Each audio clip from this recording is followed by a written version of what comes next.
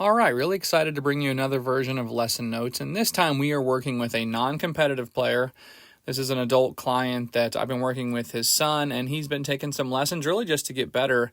And I'm excited to bring you this lesson because we just stumbled into some clubhead speed gain. So the swing on the left would be the before, and the swing on the right would be after. And you can see he went from 82 to 88 miles an hour, a jump of ball speed from 121 to 130. Smash factor on that is both the same. Smash factor is the ball speed divided by clubhead speed. So it's basically an efficiency number. And so I want to walk through kind of how we stumbled into this. And just a quick note, you can see the carry went from 178 to 188. The only reason that didn't carry a little bit further is the after swing, the 88 mile an hour swing spun a little bit more. So obviously if it's spinning more, it may not carry quite as much.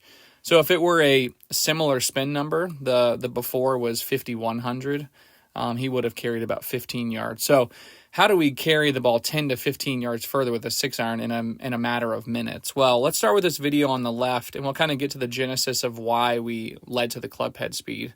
And it really started with seeing some heel strikes and a little bit too much ground contact. So you can kind of see in the backswing here, there's not very much turn, and his head is kind of moving towards the ball and it's lowering. So if we're moving towards the ball and or lowering, we're likely going to see more ground contact and we're going to see more heel strikes.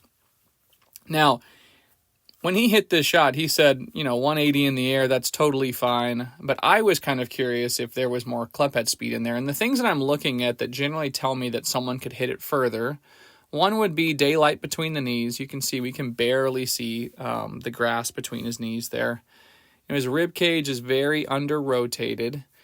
And then lastly, his arm swing is very, very short. So if this was a face-on, it would look basically like he's going 3/4, which is not necessarily necessary, but something that a lot of people do to gain control is they'll basically just swing shorter. So that kind of was the genesis of this. So in order to solve the heel strikes and the ground contact, we talked about growing and turning more in the backswing to where he feels like he's moving away from the ground. And in turn, we started to see the clubhead speed go up. So let's play this other swing up to the top. You can see, so there's the growth. You can already see it. There's zero tip towards the ball. And so now we're at this position. And, the main things that I told him were, one, I wanted him to feel kind of like Bryson, like a really, really long backswing, which was very new to him. He hasn't really been thinking in those ways. And then the things that visually happen because of that. So one, he's obviously going to create more daylight here. If we look at the before, you can see there's just not much daylight. We can definitely see more of the belt buckle here. And then also we can see the rib cage. So that difference was really the difference in the clubhead speed gains. Now, another thing that we're going to notice on the follow through, which is something that was really leading to some of his excessive ground contact times and also some fat, is we're going to notice this trail foot really hasn't fully released. You can see there's still a lot of pressure in that foot. I would argue some of that is it's not absolutely necessary because he's not trying to swing very hard. The harder you're trying to swing, you're generally going to turn more and follow through more and get to your lead side. So you can see here as he goes through this swing, and this wasn't even necessarily cued, his finish is totally different. But as he's doing a bigger backswing, he's likely going to follow through further and stick the finish a little bit more. And this is when we really started to see the clubhead gains, is when he stuck the finish. So if you're someone who feels like they have a swing that's similar to this and that you're seeing similar results, not gaining enough clubhead speed, hitting it shorter than you should, and even if you're not discontent with how far you're hitting it, sometimes we're just not aware. We'd go, okay, yeah, 180 with an 8-iron is totally fine. 180 with a 6-iron is totally fine, but, there may be 190 to 195 in there with just some very, very simple or basic things to do in the swing. So one, I would definitely check the length of the backswing. If you're noticing your length of the backswing is getting short, which, oftentimes we are a product of our environment. So it's been very, very windy down here in Texas lately. When it's windy, one thing that I know with a lot of people is they'll start to swing shorter because they're flighting their shots, and that's great.